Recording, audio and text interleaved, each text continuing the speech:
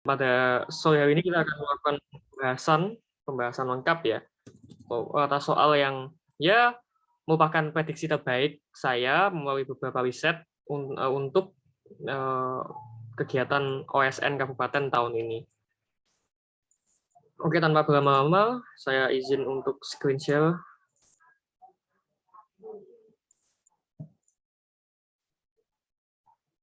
Nah, ini dia. Oke, jadinya soalnya apakah sudah bisa dilihat? Bisa, Kak. Oke. Jadi ada 50 soal OSN, 50 soal dalam satu naskah.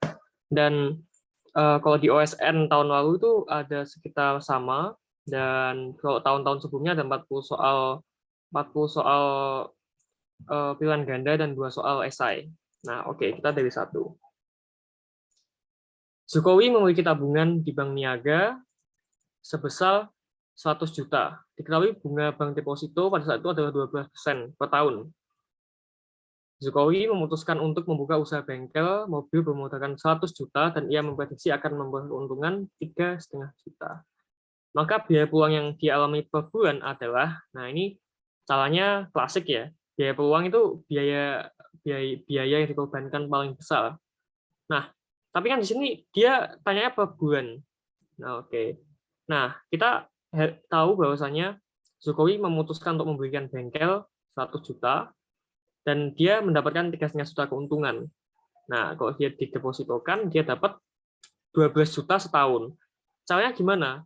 12 juta per tahun itu dibagi 12 bulan, hasilnya adalah 1 juta per bulan. Jadinya biaya peluang yang dia alami per bulan atas kepilihan tersebut adalah 1 juta rupiah. Oke, kita lanjut. Perusahaan PT Bersama Peduli Tbk sedang menghadapi kurva permintaan elastis atau elastic curve demand agar pendapatan total PT Bersama Peduli Tbk naik. Maka yang dilakukan berkaitan dengan hal tersebut adalah, nah, kita tahu ya, kalau semisal elastis, maka yang bisa dilakukan untuk meningkatkan pendapatan atau total revenue itu adalah dengan menurunkan harga. Kenapa, Kak?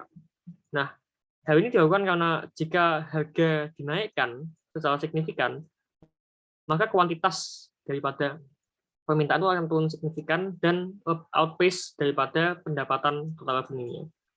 Nah, ini berkebalikan dengan inelastic curve demand, di mana kalau kita tahu ketika ada kurva inelastis itu kurva yang contohnya beras. Ketika beras itu naik katakan dari 8.000 ke 12.000, orang akan tetap beli bagaimanapun, karena mau nggak mau itu adalah bahan pokok. Nah, itu berlaku namanya kurva inelastis, kurva permintaan inelastis. Dan di situ menaikkan harga itu adalah opsi terbaik untuk meningkatkan pendapatan total atau total revenue. Nah, ini penjelas pembahasannya. Untuk meningkatkan pendapatan total atau TL, kurva permintaan yang elastis dilakukan dengan meningkatkan harga, sedangkan kurva permintaan yang elastis dilakukan dengan cara menurunkan harga. Nah, itu. Ya. Terus yang ketiga, pasar memiliki berbagai macam faktor yang menyebabkan kegagalan atau market failure. Nah, ini merupakan faktor yang menyebabkan kegagalan pasar, kecuali, nah, kegagalan pasar itu ada banyak sekali macam market failure. Jadi dia bisa menyebabkan apa namanya, harga inflasi, harga tidak karuan dan lain sebagainya. Supply kacau, supply chain kacau. Pokoknya apa yang kita lihat tahun 98 itu termasuk market failure. Kenapa market failure? Karena selain rupiah tidak stabil, juga informasi itu tidak sempurna dan banyak sekali kejadian-kejadian sehingga harga di pasar itu banyak sekali yang terguncang. Akhirnya masyarakat tuh jadi korban.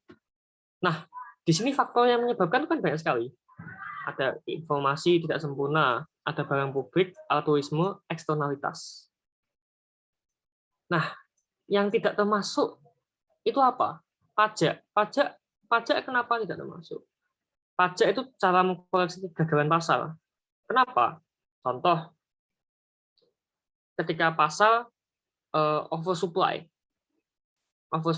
otomatis kan harganya murah, dan itu membanting harga petani. Caranya meningkatkan harganya itu gimana? Kita introduce namanya tax atau pajak. Terus ketika harganya terlalu mahal, kita mengintroduce juga namanya subsidies. Nah, itu cara-cara untuk mengkoleksi kegagalan pasar.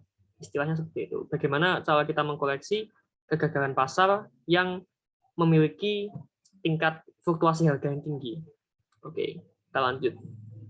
Salah satu ciri pasar persaingan monopolistik adalah, kalau kita ingat ya, jadinya ada pasar itu ada PPS, monopolistik, terus ada lagi pasar namanya oligopoli, duopoli, lalu monopoli, yang paling puncak. Pasar monopolistik itu adalah pasar di atas pasar persaingan sempurna. Contohnya apa, Kak? Semua pasar yang kita lihat sekarang itu pasar monopolistik, mau nggak mau. Nggak ada namanya pasar persaingan yang benar-benar sempurna gitu. Cuman yang mendekati PPS itu adalah pasar persaingan monopolistik. Nah, ciri-cirinya apa? Hambatan keluar atau masuk pasar relatif rendah. Oh bisa, Kak? Bisa. Contohnya gini, di pasar kan kamu recognize orang itu jualan beras. Banyak beras kan? Nah, orang jualan beras ya udah tinggal jualan beras itu aja, kamu beli beras, kamu jual. Itu salah satu contoh pasar monopolistik yang nyata di sekitar kita. Jadinya hambatan keluar masuk pasar itu relatif rendah. Nggak ada hambatan modal, nggak ada hambatan teknis. Kamu cuma butuh buka stand di pasar, beli pasar dari petani, jual di sana. Udah segampang itu. Makanya dia disebut pasar monopolistik. Karena hambatan keluar ataupun masuk pasar relatif rendah. Hal ini tentunya berbanding terbalik dengan apa yang kita alami selama ini. Contohnya di PT Kereta Api Indonesia. Dia termasuk monopoli. Bahkan monopolinya diizinkan oleh negara untuk efisiensi, atas nama efisiensi. Nah, untuk masuk ke industri kereta api gimana? Kamu butuh Kamu butuh beli gerbong kereta, harganya ratusan miliar, udah habis banyak. Terus kamu butuh yang namanya izin dari Dirjen Perkeretaapian, habis banyak. Kamu butuh ini itu, banyak permit, kamu butuh banyak MOU, itu sudah habis banyak. Nah, itu yang menjadikan pasar monopoli itu hambatan keluar ataupun masuknya besar, karena dia membutuhkan namanya technical expertise sama legal expertise. Sementara kalau di pasar persaingan monopolistik kayak ya pasar lah, kamu anggapnya kayak pasar. Saya beli minuman. Cara kita jual minuman kan gampang, kamu beli minuman 2.000, kamu jual 2.500, it's simple as that. Tapi ketika kamu berhadapan dengan pasar monopoli, duopoli, oligopoli, itu tidak semudah itu. Contoh pasar mobil. Gimana kamu buat mobil kan kamu butuh investasi banyak di pabrik, pembangunan pabrik, smelter, dan lain sebagainya. Nah itu, kita membahas monopoli. Lalu 5.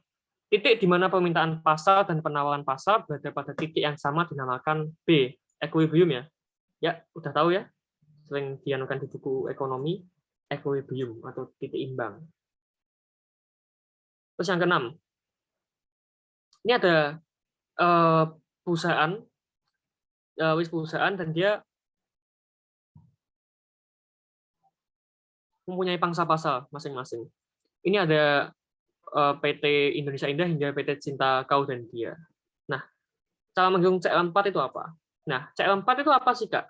Oke, CL4 itu concentration ratio 4. Jadi dia menghitung fall of the biggest firm di perusahaan dan dia menghitung outputnya. Outputnya, cara ngitungnya gimana, Kak? Tambahkan aja 4 yang terbesar. Apa aja contohnya? PT Indonesia Jaya, PT Mencintaimu Apa Adanya, PT Cinta Kau dan Dia, dan PT Indonesiana Holdings. Kamu jumlahkan ini dan ini 45%, tambahkan ini sama dengan 60, tambahkan 25 sama dengan 85. Jadi deh. Jadinya itu pengetahuan baru dia ada, CL4 atau concentration ratio 4. Dia menghitung konsentrasi pasar. Nanti ada CL1, CL2, CL3 harus dihitung aja pokoknya. Pokoknya ketika ada concentration ratio, angkanya berapa aja, ada CL8, ada CL6, kamu hitung dengan angka terakhir. Dengan rasio berapa, dengan semisal CL5, 5 perusahaan paling besar menghasilkan output di perusahaan, kamu kumulatifkan. Seperti itu. Oke, 7. Kita lanjut. Di bawah ini yang merupakan perusahaan yang diberi state monopoli di bidang pengoperasian jasa angkutan dan perkeretaapian di seluruh Indonesia adalah A. Sudah jelas ya? PT Kereta Api Indonesia. Kalau ada yang salah berarti kebangetan ya. Soalnya ini soal yang pernah kita temui dan ketika ada yang salah pun kebangetan. PT Industri Kereta Api itu apa, Kak? Kenapa mereka? Nah, PT Inka itu tugasnya membuat kereta, bukan mengoperasikan jasa angkutan. Beda ya. PT Pindad itu buat tank, PT Bumi Alta itu asuransi, dan PT MLT itu mass transit. Mass transit sama perkereta apian umum dibedakan di Indonesia. Maka dari itu PT MLT Jakarta itu di bawah Pemprov DKI Jakarta. Ke-8. Berikut ini pernyataan yang salah terkait indifference curve. Tahu ya indifference curve? Kayak gini.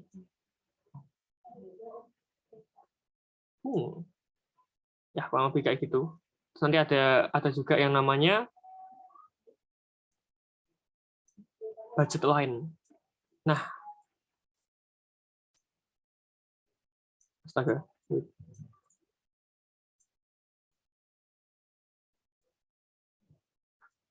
Jawabannya itu apa?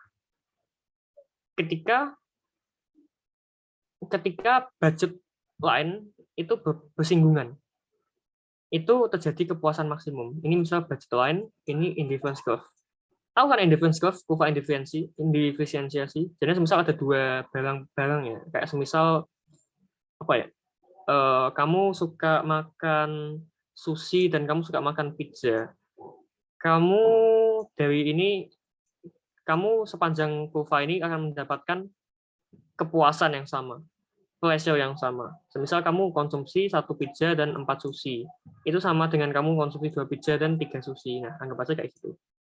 Nah, itu akan mencapai titik maksimum ketika dia bersinggungan dengan budget line. Dan ketika dia bersinggungan dengan budget line, maka utilitas dalam sebuah ekonomi itu akan mencapai maksimum. Makanya terjadi kepuasan maksimum. Oke, ini ekonomi mikro dasar. 9, pembeli yang hanya bisa membeli pada harga yang berlaku dan tidak bisa membeli pada harga yang dinaikkan seperti pembeli marginal ya. Sini ada pembeli supermarginal, submarginal, dan lain sebagainya. Ini jenis-jenis yang kalian pelajari di pasal nanti. 10, sistem ekonomi yang menyerahkan peranan besar terhadap kekuatan permintaan dan penawaran dinamakan sistem ekonomi pasar. Kita tahu sistem ekonomi pasar kita sering menyebutnya dengan sistem ekonomi kapitalis atau sistem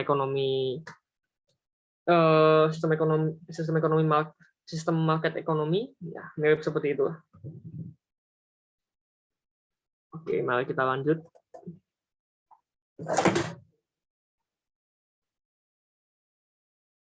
Sistem ekonomi yang menguasakan perekonomian sepenuhnya pada otoritas negara yang menggunakan sistem kuota adalah sistem ekonomi.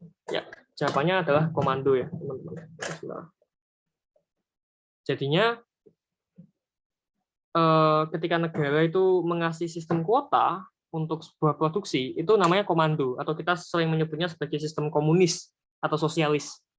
Nah, komando sendiri itu contohnya gini, di 14 partisipan ini, aku sebagai presiden negara komando, aku mengalokasikan semua pekerjaan ke kalian. Kalian nggak punya nyari kerja lagi, saya yang mengalokasikan. Nah, itu saya mengasah sistem kuota dan sistem otoritas yang otoriter. Itu namanya sistem ekonomi komando. Seperti itu. Oke, kita lanjut. Indonesia melegalkan berbagai macam badan Kak, usaha. saya boleh tanya nggak, Kak? Oke, silahkan. Kalau etatisme itu sistem apa, Kak? Kalau etatisme? Etatisme. Oke. Jadinya kalau dalam spektrum ekonomi itu etatisme tidak termasuk sistem ya, tapi mungkin pada sistem politik. Coba saya izin cari sebentar ya. Karena kalau kalian tahu sistem ekonomi dan sistem politik itu hampir bersinggungan. Semisal sistem politik liberal, sistem ekonominya pasar, sistem politik komunisme. Komunis Marxis dia inline sama yang namanya sistem ekonomi komando. Terus ada yang namanya sistem politik Pancasila, dia menganut sistem ekonomi campuran. Nah, kalau etatisme, so far as I know, aku belum pernah mendengar dia inline dengan ekonomi apa. Saya coba itu kan. Jadinya so far as I read, dia itu pemikiran politik yang menjadikan negara sebagai pusat segala kekuasaan. Negara harus menggerakkan seluruh elemen politik dalam suatu jaringan nasional. Jadi etatisme itu sistem politik, bukan sistem ekonomi. Dan dia mungkin berdekatan dengan yang namanya sistem komando ya, atau bisa dibilang sistem sosialis kuota, seperti itu. Jadinya dia sistem politik yang berkait, bukan sistem ekonomi. Kalau sistem ekonomi yang kita tahu ada ekonomi syariah, ada ekonomi komando, ada ekonomi pasar, ada ekonomi campuran, ada ekonomi Pancasila, sama seperti campuran sih, cuman dengan karakteristik Indonesia kayak gitu. Oke, baik Kak, terima kasih. Oke, kalau ada yang mau tanya silahkan aja, nggak apa-apa. Kita diskusi. Oke, Indonesia melegalkan berbagai macam badan usaha yang menjadikan Soko Guru mensejahterakan perekonomian dan masyarakat luas adalah, jawabannya adalah E. Apa itu? E, koperasi. Nah, koperasi kita tahu banyak koperasi, ada koperasi pertanian, ada koperasi simpan pinjam, ada koperasi produksi, koperasi tahu, dan lain sebagainya. Konsep itu pertama kali diutarakan sama Bung Hatta. Nah, founding father atau Muhammad Hatta. Jadinya perlu diingat-ingat, karena soal ini sering muncul ya. Karena ekonomi KSNK itu, OSNK ya kalau sekarang, itu lebih menitikberatkan kepada wawasan kebangsaan, bukan lagi wawasan internasional. Kalau kalian ke KSNP maupun OSN, nanti kalian baru melihat namanya wawasan financial literasi yang berlebih. Tapi kalau ini, kita fokusnya ke dalam negeri, dan sedikit-sedikit mungkin, ya sedikit-sedikit yang international exposure-nya. Cuman fokusnya kepada kejadian domestik atau domestic affairs kayak gitu. Which policy is pursued by central bank that represent tight money policy? Nah, tight money policy. Tight money policy tahu kan? Tight money policy ini uang tuh diikat, dia tidak bisa berkembang atau diturunkan. Diturunkan biar tidak inflasi, bisa dideflasikan. Nah, caranya gimana? A sale of government bond in open market. Nah, caranya sale of government bond gimana Kak? Kok bisa tight money? Nah, jadinya ketika pemerintah itu menjual, katakan ini pemerintah, ini masyarakat, dia menjual yang namanya surat berharga, dia mendapatkan namanya kas dari masyarakat. Dan itu mengurangi namanya peredaran, namanya sirkulasi uang di masyarakat. Jadinya kita di sini bisa melihat bahwa ketika pemerintah menjual, maka terjadi namanya reduction in overall circulating money. Jadinya uang-uang yang beredar itu berkurang di masyarakat. Nah, karena uangnya beredar itu, makanya masyarakat kan nggak punya duit nih ya. Maksudnya ketika, katakan saya punya uang 10 juta, saya mau membeli laptop, tapi tiba-tiba pemerintah menjual surat berharga yang saya beli 5 juta, uang saya kan berkurang. Nah, apa saya kayak gitu? Komparasi. Nah, maka dari itu, ketika pemerintah menjual yang namanya surat berharga atau government bond atau SUN, surat utang negara, maka terjadi deflasi. Dan itu namanya tight money policy. Lanjut ke 14, number of person in economy without jobs because they choose to unemployed is called, it's called voluntary unemployment. Contohnya voluntary apa, Kak? Ada orang kaya yang benar-benar crazy rich dan dia kayak pelongo-pelongo decide untuk nganggur. Wah, gue udah kaya nih, gue nggak usah kerja nih, gue enak di rumah aja, gue tidur. Nah, itu yang namanya voluntary unemployment. Ada deflationary, cyclical, teknologi, frictional, bisa dipahami sendiri ya. Berikut ini adalah hal yang dapat menyebabkan timbulnya inflasi, kecuali ya jawabannya D, atau harga-harga barang impor cenderung turun. Oke, di sini ada pembahasannya. Harga-harga barang impor yang cenderung turun bukan penyebab timbulnya inflasi. Hal ini disebabkan karena ia tidak mempengaruhi supply of money ataupun supply of domestic demand, supply of demand goods, sehingga dampak inflasi yang berbeda. Jadi semisal harga impor itu cenderung turun, justru itu tidak menyebabkan inflasi, tapi menyebabkan deflasi biasanya.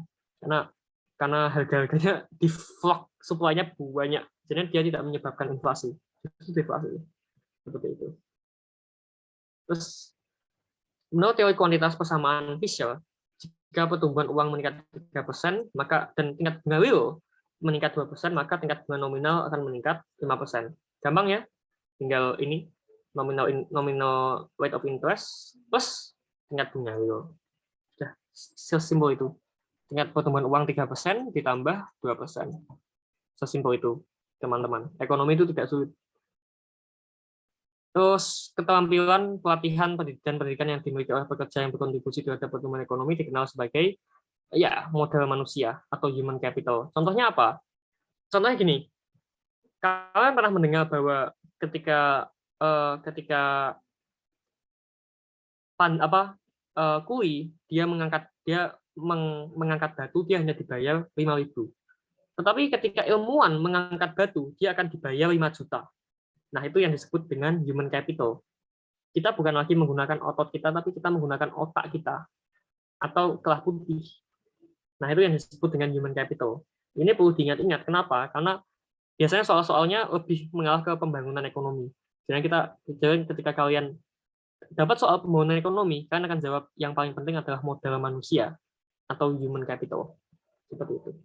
Contohnya apa human capital? Pembangunan sekolah, pembangunan universitas, riset, kultur yang baik, bagaimana kita menanamkan investasi pada kesehatan, dan lain sebagainya. Itu yang disebut dengan modal manusia. Pendidikan, pelatihan, vokasi, banyak sekali. Kita lanjut. Kecepatan sirkulasi itu apa? Nah, ini ada jawabannya. Rata-rata berapa kali uang yang digunakan dalam setahun untuk membeli barang dan jasa dalam PDB. Jadi kok kita lihat ada yang namanya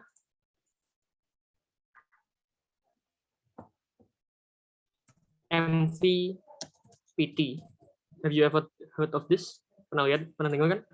Jadi ada money velocity, ada money times velocity dikali price dikali transactions atau trade. Nah, di sini itu ada namanya velocity of money. Nah, velocity of money itu rata-rata berapa kali uang yang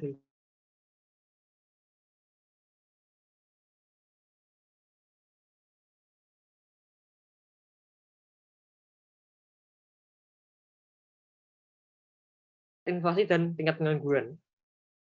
Pernah dengar kurva Phillips? Ya, kalau belum pernah dengar, aku simulasikan ya. Nanti ada interest rate, ada jumlah. Ketika hal ini disebabkan karena ketika ekonomi itu sedang tumbuh-tumbuhnya, inflasi itu tinggi. Dan ketika ekonomi itu sedang berubah-ubahnya, inflasi itu rendah. Dan ketika ekonomi tinggi, penyerapan tenaga kerja tinggi, sehingga unemployment itu rendah.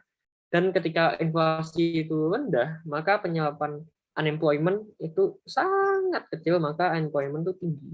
Seperti itu. Itu dinamakan kurva Phillips. Itu kayak OSNK kelihatannya keluar. Perlu dipelajari. Misalkan angkatan kerja di negara Alenka sebanyak 250 juta. Tingkat pengangguran itu 6%. Jumlah pekerjanya berapa, Kak? Nah, jumlah pekerjanya dikalikan aja 94 per 100, jadi dikali 250 juta sama dengan 235 juta pekerja. Itu jumlah pekerjanya yang bekerja atau actively working. Kita lanjut. Misalkan ekonomi pada awalnya dalam equilibrium jangka panjang, lalu anggaplah ada kekeringan yang menghancurkan sebagian besar tanaman pangan. Menurut model permintaan agregat dan penanaman agregat, apa yang terjadi pada harga dan output jangka pendek? Nah, dalam jangka pendek, harga itu naik, tapi output itu turun. Karena dalam jangka pendek kan kamu nggak bisa mensuplai output. Contohnya gini, kamu punya punya pertanian. Ketika kamu kering kan kamu harus menumbuhkan jadi kekeringan dan kamu gagal panen, kamu harus menumbuhkan tanianmu itu selama 3 bulan kan. Kamu nggak bisa langsung. Ya, makanya dalam jangka pendek output itu turun dan harga itu naik. Itu yang terjadi. Oke, kita lanjut. Misalkan karena inflasi, orang-orang di Brazil mesti pergi ke bank setiap hari untuk mengambil uang untuk kebutuhan harian mereka. Ini adalah contoh dari, shoe leather. Shoe leather itu apa? Jadinya kenaikan harga yang berakibat pada penurunan real money balance, sehingga ketika orang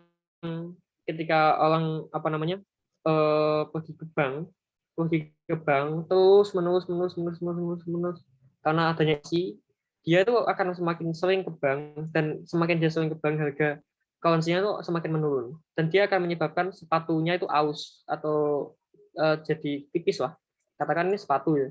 Ketika sepatu itu dipakai 100 terus kan nanti bawahnya lecet. Nah, itu namanya suwetel. Itu bahasa kiasan aja. Jadinya biaya suwetel itu biaya yang terjadi, cost yang terjadi karena inflasi yang menyebabkan orang harus pergi ke bank atau withdraw cash secara terus-menerus. Seperti itu. Oke, kita lanjut. Entitas yang menjadi otoritas moneter dalam NKRI adalah, jawabannya adalah Bank Indonesia. Jelas ya? Otoritas moneter tunggal itu Bank Indonesia, yang lainnya nggak ada. BNI itu apa, Kak? BNI itu perusahaan. OJK itu apa, Kak? Tugasnya ngawasi keuangan. Bapepti tugasnya apa, Kak? Ngawasi komoditi dan derivatif. BCA itu apa, Kak? Itu perusahaan. Ya udah. Bank Indonesia itu apa, Kak? Ya dia bank, cuma dia itu bank sentral, kayak banknya bank, induknya bank. Dan dia menjadi otoritas moneter tunggal dalam Negara Kesatuan Republik Indonesia. Dalam perdagangan nasional, transaksi tidak perlu menjadi dalam satu negara karena mempunyai absolute advantage. Ada kala di mana negara tidak memiliki kelebihan absolut dapat melakukan perdagangan nasional disebut dengan, jawabannya comparative advantage. Jadi comparative advantage itu kayak gini konsepnya, adik-adik sekalian.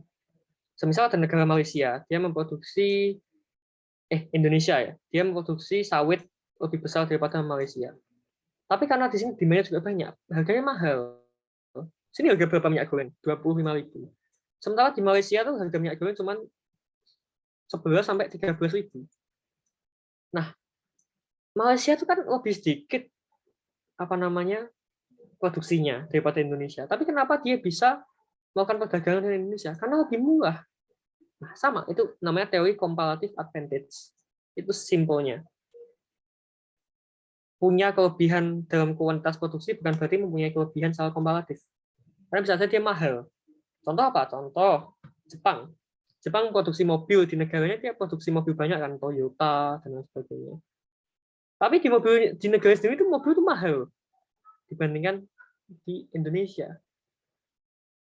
Nah, akhirnya dari situ kita bisa ekspor ke Jepang mobil kayak Avanza, meskipun nggak banyak. Mungkin cuma 100-200 lah kita ekspor ke sana. Tapi ya, itu perbandingannya bahwa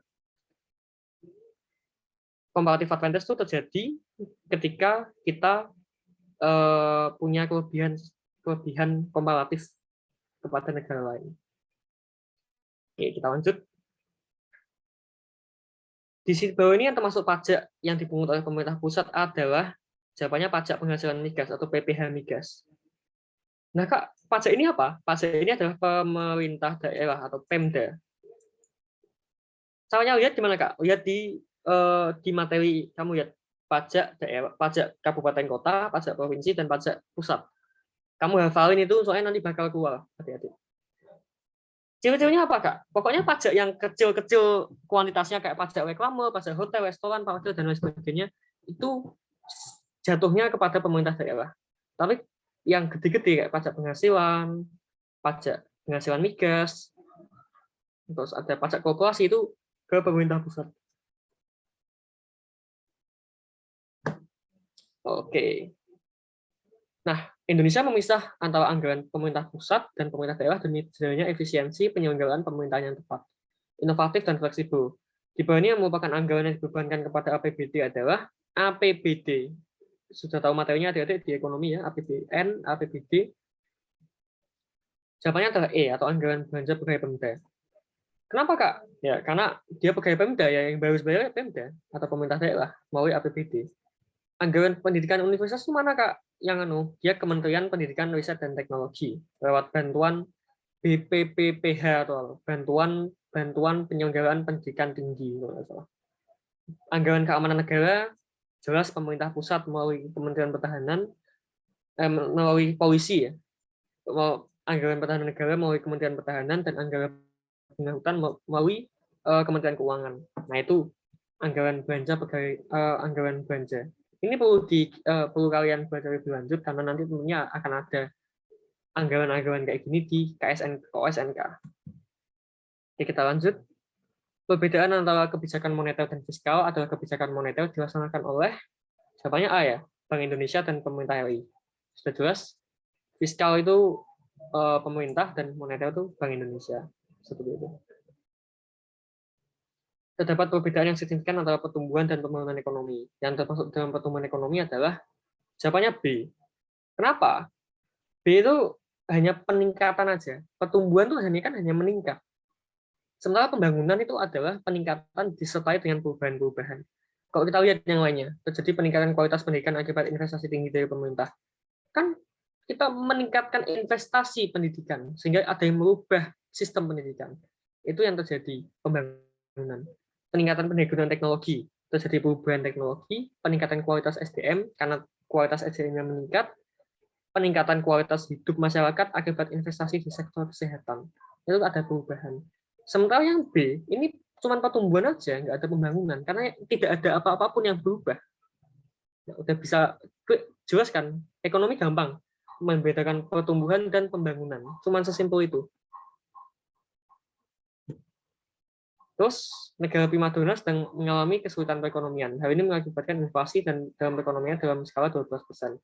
Dalam disiplin ekonomi, inflasi tersebut dikategorikan sebagai inflasi sedang ya. Inflasi itu ada 4 jenis. Ada inflasi ringan, ada inflasi sedang, ada inflasi berat, dan ada hiperinflasi atau inflasi luar biasa pokoknya. Inflasi ringan itu 0 sampai 10%. Bisa dicatat ya. Kalau gabut ya tinggal memorize aja di otak. Kalau kalian nggak gabut bisa dicatat. Sedang itu 10 sampai 30%, dan yang berat itu 30 sampai 100%. Lebih dari 100% itu adalah hiperinflasi. Bisa dicatat adik-adik, atau kalian nanti bisa cari referensi mengenai inflasi. Ini dia. Indonesia mengenal sistem pembayaran tunai dan non-tunai. Alat pembayaran non-tunai yang menggunakan sistem meminjam dana pihak lain untuk melakukan pembayaran sementara, kemudian konsumen mencicil adalah B. Kartu kredit. Udah tahu ya, kamu kartu kredit, kamu ngutang ke institusi. Ya, seperti itu. In the Islamic economy, the term joint venture is described as musyarakah. Nah, musyarakah itu kan perlu tahu bahwa di OSNK dan OSNP itu masih ada sistem ekonomi syariah. Tapi kalau udah OSN jarang. Nah, di sini joint venture di-describe atas apa? Joint venture di-describe atas bagaimana secara stated di Islamic economy. Di sini musyarakah. Musyarakah itu musyawarah, bersama-sama. Joint venture kan kita bergabung usaha dengan orang-orang lain. Nah, di sini namanya musyarakah. Kalau orang Islam mungkin familiar, tapi untuk orang yang non-Muslim bisa dihafalkan ya, karena ini agak penting di kabupaten maupun kota. Nah, ini ada financial literasi. Salah satu bank syariah yang berdiri di Indonesia adalah Bank Muamalat. Bank syariah di Indonesia itu ada banyak, ada BTPN Syariah, ada Bank Pensiunan Negara Syariah, ada Bank Muamalat, ada BRIS, ada Bank Indonesia Syariah atau BSI, Bank Syariah Indonesia. Terus yang ada Bank Muamalat, itu yang paling tua. Dalam bisnis pegadaian yang terdapat akad transaksi utang piutang yang sesuai dengan prinsip syariah, yaitu rahan. Nah, ini juga perlu dihafalkan, rahan. Jadinya rahan itu adalah prinsip pegadaian. Seperti itu. Terus ada perbankan syariah, akad yang bisa digunakan seorang debitur dengan kreditur, yaitu salah tulis dalam usaha pembiayaan atau financing adalah A atau murabahah. Murabahah itu apa, Kak? Jual beli. Nah, jual beli itu kayak gimana contohnya? Oke, saya bakal mengkonsepkan di sini. Semisal kamu, aduh, salah gambarnya gimana? Ini kamu pengen membeli sebuah rumah yang bagus sekali. Ya ini, ya anggap aja ini rumah ya, meskipun hancur berantakan. Ini kamu, terusnya ada bank. bank. Nah, di konsep biasa, apa namanya? Di konsep biasa, apa namanya? Bank itu meminjami duit ini, lalu dia memberi ini, dan ini menjadi asetnya dia. Iya kan? Itu konsep biasa. Namun dalam Islam ini banknya akan beli rumahnya dan dia akan menjual rumahnya ke si kamu ini dan kamu bisa mencicil selama 60 atau berapa hari tergantung kesepakatan. Perbedaannya apa, Kak? Perbedaannya rumah ini bukan punyamu. Jadi rumah ini punyanya bank dan kamu akan menebus atas utangmu itu ke bank. Nah, ya hampir mirip-mirip sama konvensional. Cuman di sini akadnya berbeda dan itu disebut dengan murabahah. Jadi sekalian. Oke. Nah, ini undang-undang. Undang-undang ini sekali dua kali akan keluar. Jadi kalian perlu literasi finansial yang banyak. Coba cari undang-undang tentang Kementerian Keuangan, OJK, pasar modal dan lain sebagainya. Undang-undang yang mengatur tentang perbankan syariah itu adalah Undang-Undang Nomor 21 tahun 2008 ya, adik-adik. Kita lihat. Jadi namanya Undang-Undang tentang perbankan syariah. Seperti itu.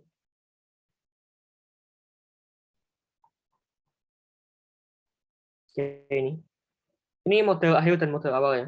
Udah bisa dilihat. Jadi ada salon bapak-bapak.id, model bapak-bapak akhir periode 65,6 juta, pendapatan sisanya 33,2 juta, beban usahanya sekian, dan kursnya sekian. Jawabannya 58,1 juta. Caranya gimana, Kak? Jadinya model awal ditambah pendapatan, min beban, min prefer, sama dengan model akhir. Atau model awal ditambah pendapatan, min beban, min prefer, model akhir. Itu simpelnya. Jadinya X ini kan kita belum ketahui. 33,2 juta dikurangi 24,7 dikurangi 1 juta sama dengan 58,100. Nah, X-nya itu berapa? Nah, kita bisa mendapatkan X-nya itu pada akhirnya adalah 58,1. Itu model akhirnya. Nah, model awalnya, kita tahu model awalnya di situ 58,1 dan modelnya 65,6. Nah, X-nya ini adalah model awal yang kita cari, atau 58,1. Seperti itu. Bagaimana pengaruhnya terhadap aset, liabilitas, dan ekuitas jika ada transaksi memberi perlengkapan 500.000 dengan 200.000 dibayar tunai, sisanya kredit. Oke. Asetnya berupa kas kurang 200.000, aset berupa perlengkapan bertambah 500.000, dan liabilitas tambah 300.000. Masih kalian familiar dengan ini ya, persamaan dasar akuntansi, HUM atau harta utang modal. Perlengkapan bertambah 500.000, kasnya berkurang 200.000 karena sisanya kredit, maka 300.000 itu dicatat sebagai utang atau liabilitas. Ya udah cukup jelas ya adik-adik. Itu persamaan dasar akuntansi atau PDA. Terus 38. Nah, ini jenis-jenis accounting yang perlu kalian ketahui. Di SMA itu yang keluar itu ada akuntansi perusahaan jasa, dagang, dan manufaktur. Nah, yang digunakan sebagai koperasi simpan pinjam itu apa? Koperasi simpan pinjam kan nggak ada produk fisiknya kan, dia hanya memberikan jasa keuangan, jasa keuangan berupa bunga atau berupa pinjaman. Maka di situ akuntansi perusahaan jasa termasuk ke dalam koperasi simpan pinjam. Nah, ini perlu dihafalkan juga adik-adik. Akuntansi adalah konsep yang terus-menerus berkembang selama ribuan tahun dan lain sebagainya. Dan jenis akuntansi perusahaan manufaktur yang sangat cocok digunakan di perusahaan. Nah, ini juga literasi finansial, adik-adik banyak membaca. Ada Caiwan Pop Hand Indonesia. Pernah makan nugget? Nah, yang buat nugget kalian tuh perusahaan ini. Mantap kan? Dan di sini, kalau kalian lihat, di sini ada PT Mandiri, PNM, sama Pegadaian, ini perusahaan jasa semua. Dan PT Tada Alam Mineral ini, karena ada teladanya, kamu tahu kan, telada itu kan trade atau perdagangan, dia perusahaan dagang. Jadinya di sini akuntansi manufaktur sangat cocok digunakan untuk ini. Nah, kalian harus banyak-banyak membaca tentang ini. Jadinya kalian baca literasi finansial, baca detik.com, nanti kalian akan familiar dengan nama-nama perusahaan.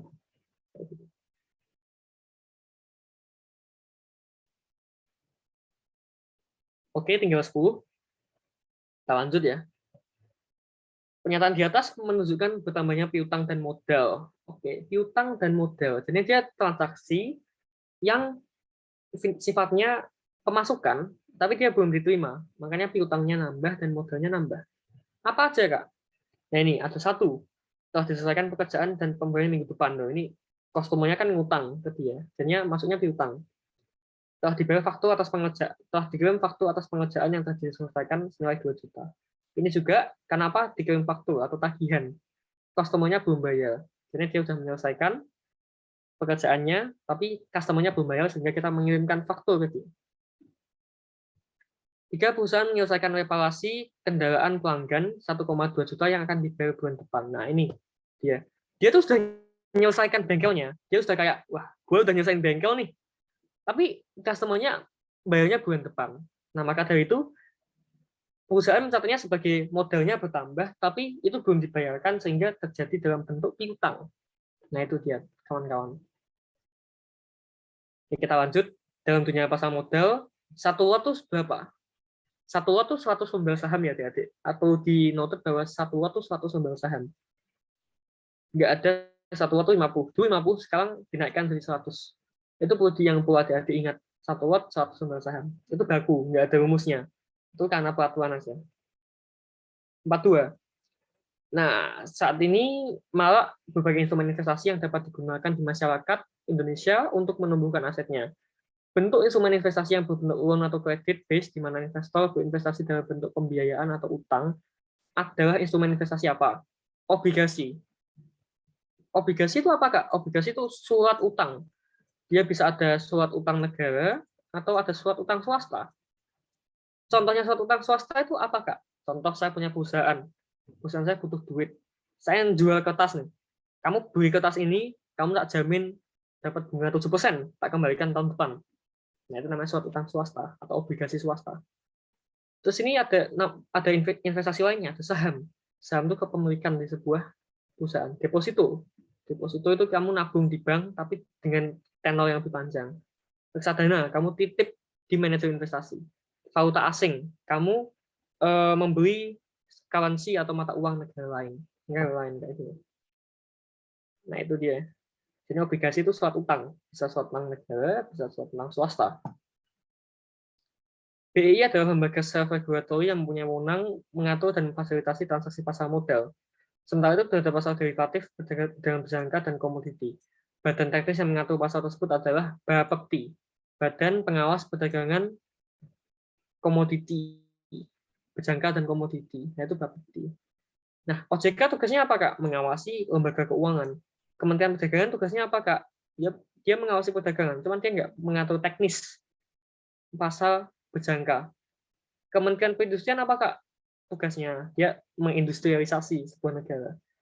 KSEI apa, Kak, tugasnya? KSEI tugasnya adalah men-tracking aset, tracing aset di pasar efek Indonesia. Jadinya ada bank kustodian sama kustodian central efek, dia tuh tugasnya bertukar informasi mengenai transaksi efek kayak gitu.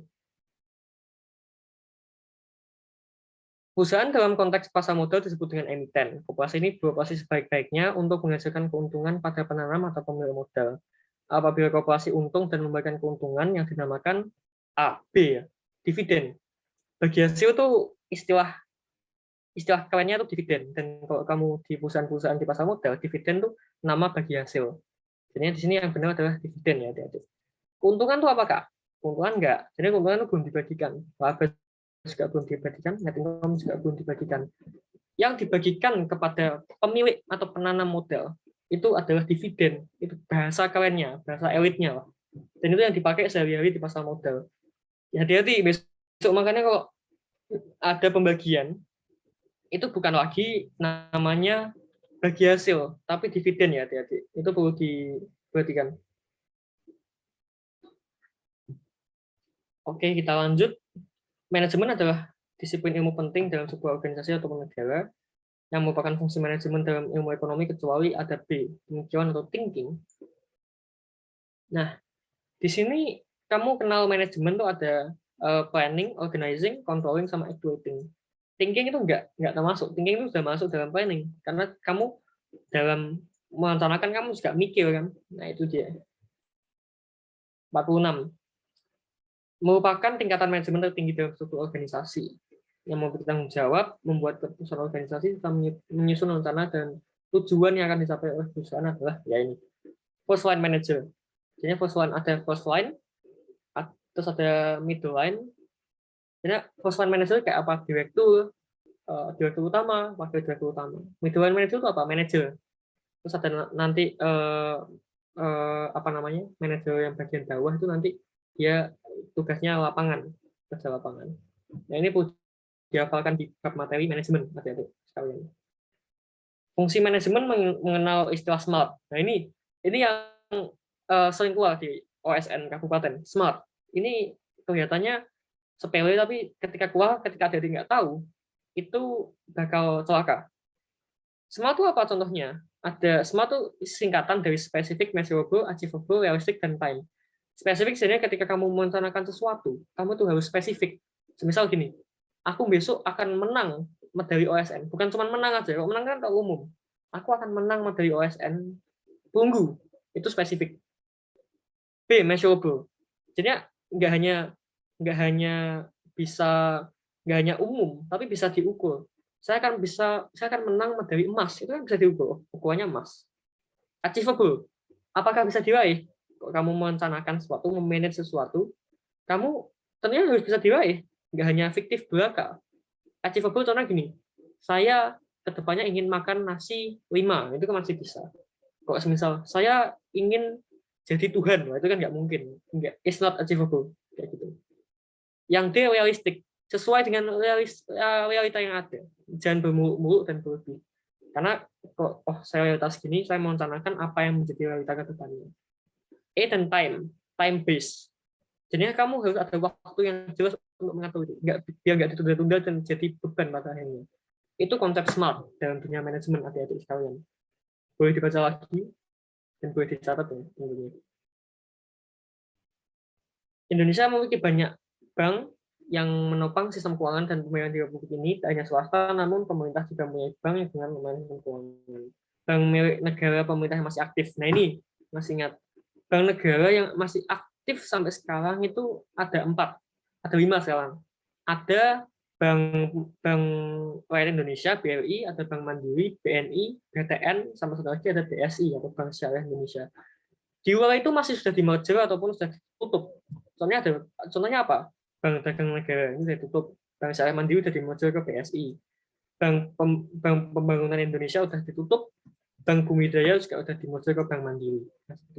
Ini literasi finansial yang banyak. Karena zaman saya literasi finansial tahun 2020-2021 itu banyak sekali.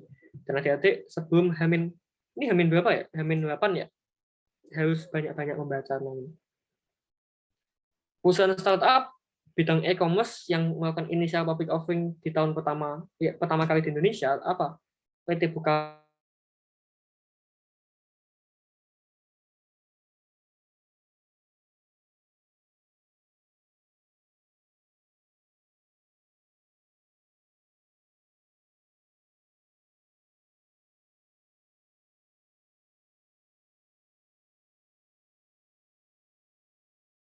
sumber daya alam maupun mineral.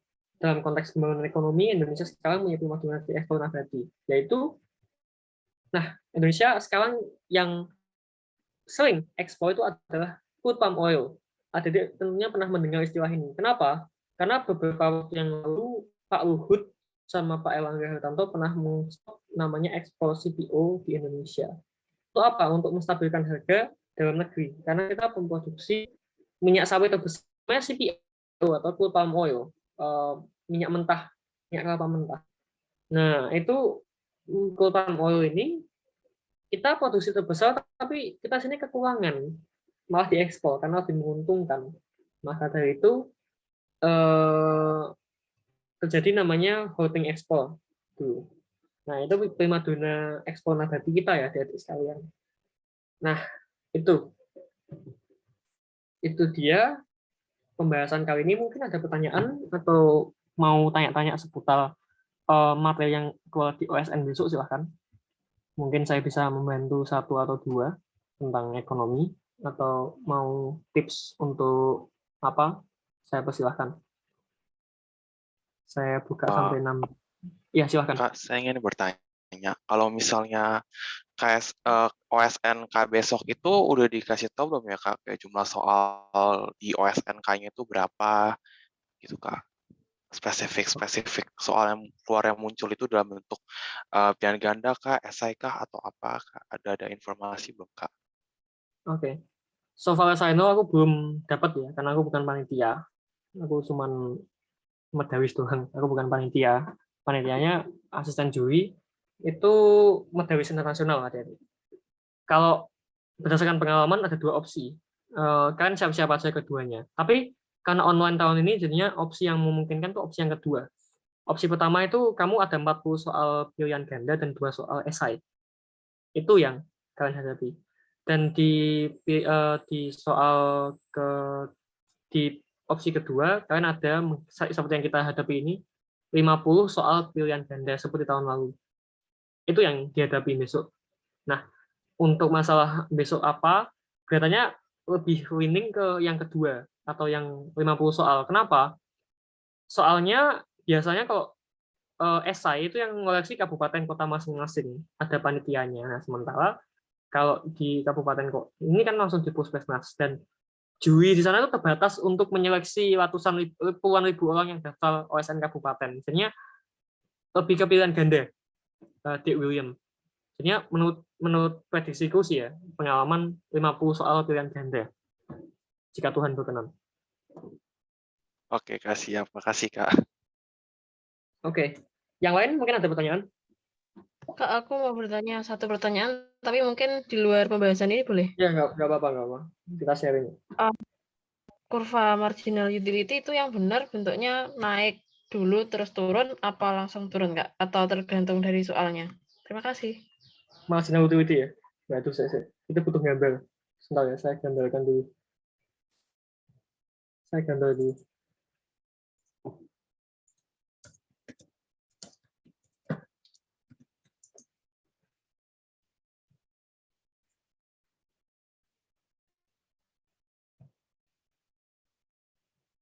Stuck ya. Gambar di mana ya?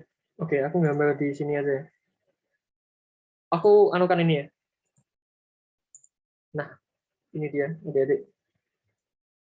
Jadi kalau marginal utility sendiri itu seperti yang kita tahu itu kan tingkat apa ya? Kita istilahnya menganukan kepuasan.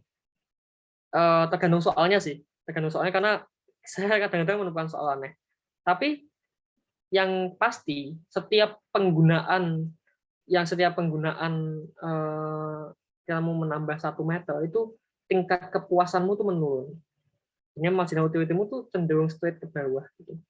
Nah, yang tadi Adik Ocha katakan ke atas dulu baru ke bawah, itu namanya total utility.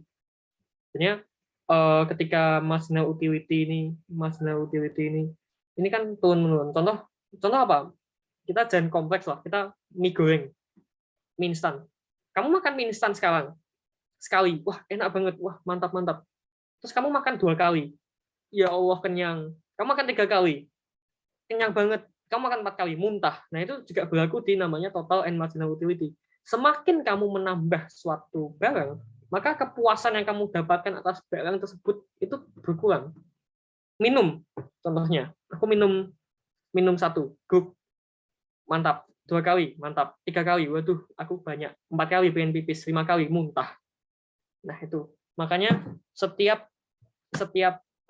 penambahan dari 1 barang itu mesti kurvanya menurun kayak gini. Apakah udah puas, Adik Ocha? Ya, udah. Makasih. Oke. Ada yang lain? Mungkin pertanyaan?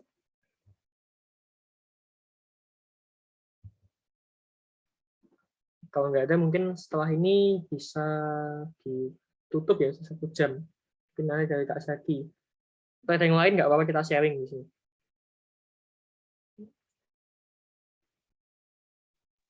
Kak, kira-kira kalau misalnya materi kayak keseimbangan pasar uang gitu-gitu udah masuk ke materi OSNK belum sih Kak? Seimbangan pasar uang. keseimbangan pasar uang itu belum kok ke SNK. Tapi di OSNP mungkin sudah, belum sampai spesifik itu. OSNK itu masih tingkat dasar kayak gitu. Keseimbangan pasar uang itu advance ya. Tapi kurang tahu kok tahun ini, soalnya tahun-tahun setiap tahun berbeda. Makanya tahun ini saya soal ke kalian tuh banyakin financial literasi. Kenapa? Tahun saya banyak financial literasi, dan ketika 2 tahun berurut-urut sudah kayak gitu, kemungkinan akan terulang tahun depan. Soalnya kok tahun ini ada disrupsi besar-besaran, kurang tahu. Tapi siapin aja. Maksudnya selama kalian bisa belajar, why not gitu. Prepare for the worst. Jangan nyantai-nyantai, tapi siapkan yang terburuk. Kayak gitu. Itu Dek William ya. Oke, Kak. Yang lain mungkin ada pertanyaan?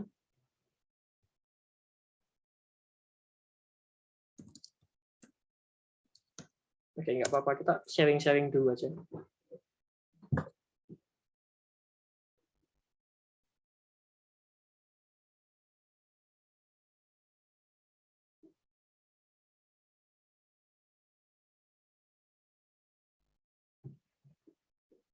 Langsung aja open mic ya kalau mau tanya.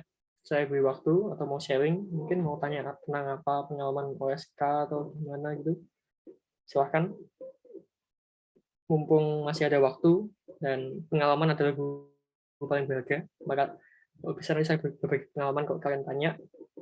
Kalau enggak ya kalian tanya tentang apa, terserah materi ataupun tentang tips atau tentang teknis besok juga saya bisa bantu. Ya, dipersilahkan. Langsung aja open mic ya.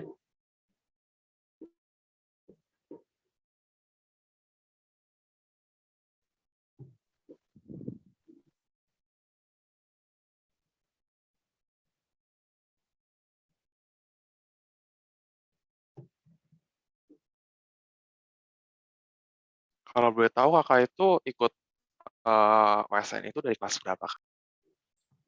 Saya ikut OSN dari kelas 10. Dulu namanya masih KSN ya. Sekarang kan kembali ke OSN. Zamanku masih KSN.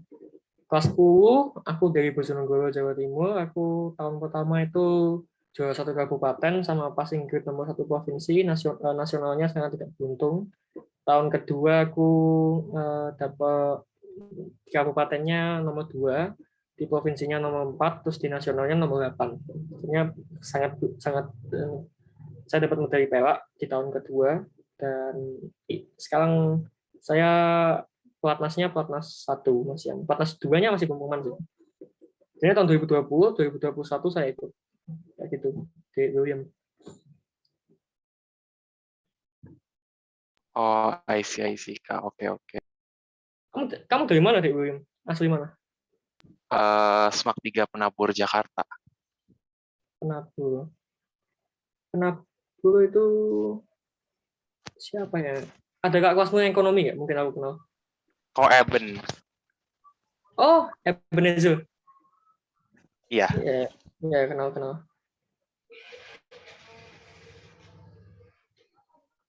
Kok Eben? Wah, mantap tuh, kamu tinggal di kan udah bisa maju. Gini, aku mau sharing sebentar. Kalian beruntung masuk ekonomi karena ekonomi itu materi yang paling mudah dan paling aplikatif. Nggak sekompleks matematika ataupun kompleks fisika atau komputer.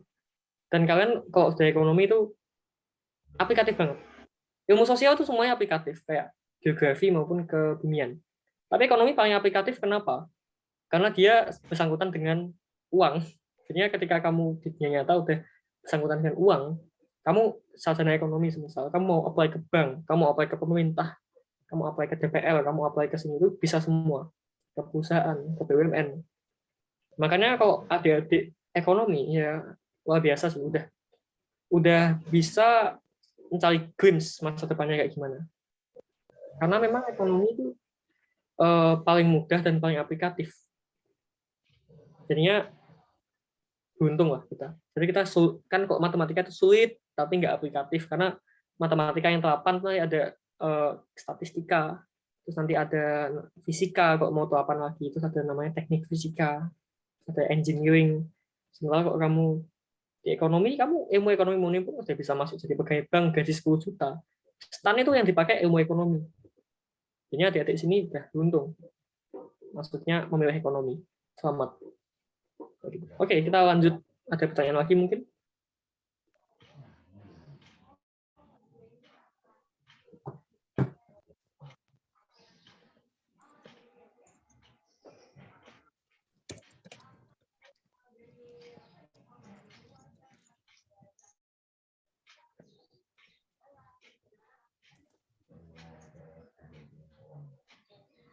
Nggak apa-apa, lebih baik bertanya daripada sesat di jalan ya.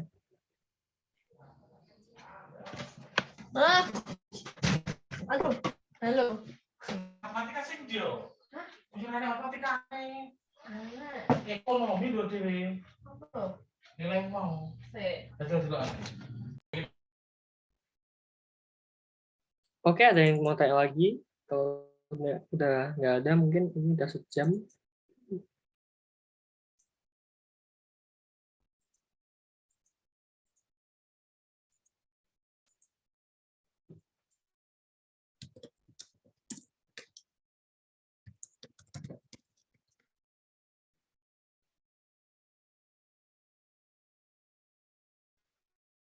Oh,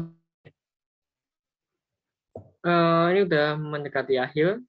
Bisa on cam nggak kita dokumentasi sebentar, teman-teman sekalian? Bisa on cam? Nanti ya kita akan melakukan sesi dokumentasi sekarang.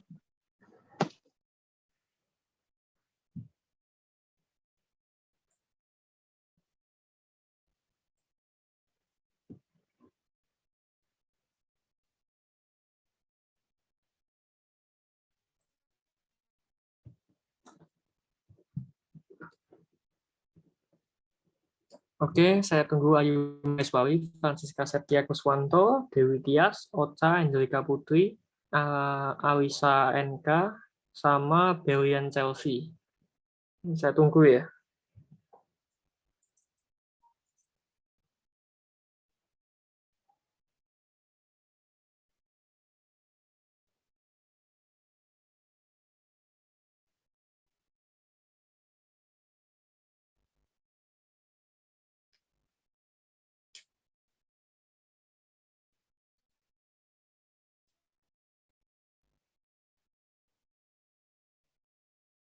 Oke, tinggal Ocha, Dewi Tias, Angelika Putri, sama Desvania. Habis ini kita dokumentasi, setelah itu bisa ditutup.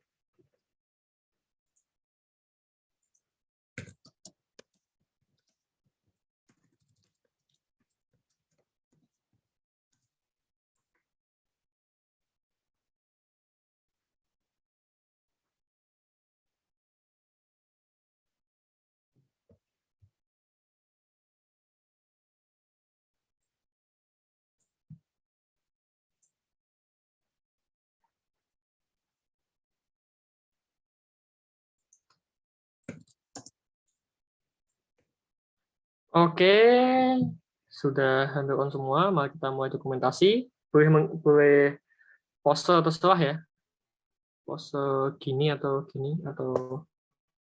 gimana, masalah atau ekonomi gini juga nggak apa-apa. Oke, kita mulai. 1, 2, 3. 1, 2, 3. Oke, kita ganti pose. Pose yang lain juga nggak apa-apa. 1, 2, 3. Oke, udah. Oke, sekian dari saya. Setelah ini saya kembalikan kepada Mas Ahmad Zaki Mubarok. Kepada beliau, saya persilahkan. Terima kasih adik-adik sekalian. Saya berharap OSNK-nya kalian lolos, karena sertifikat OSN Kabupaten itu pun bisa digunakan untuk SNMPTN. Kayak gitu. Dan kalau kalian internasional, nggak usah mikir yang namanya universitas. Kalian punya banyak pilihan kayak gitu. Semoga kita selalu diberi kemenangan dan selalu diberi kelancaran oleh Tuhan Yang Maha Esa. Sekian dari saya. Shalom, Om Swastiastu, Namo Buddhaya. Wassalamualaikum warahmatullahi wabarakatuh. Selebihnya saya kembalikan kepada Kak Ahmad Zaki. Terima kasih. Oke, terima kasih Kak Fariski atas pembahasannya yang sangat jelas. Semoga dapat memberikan pemahaman kepada teman-teman semua. Terima kasih kepada teman-teman yang sudah meluangkan waktu untuk hadir pada pembahasan pada sore hari ini. Karena sudah waktu menunjukkan pukul 5:12, maka pembahasan tryout Olimpiade Sains Nasional bidang ekonomi yang akan sudah selesai, dan terima kasih apabila ada kesalahan dari panitia maupun membuat soal, kami meminta maaf. Semoga teman-teman bisa mendapatkan hasil yang maksimal pada OSK nanti. Oke, terima kasih semua. Sekian dari kami. Wassalamualaikum warahmatullahi wabarakatuh.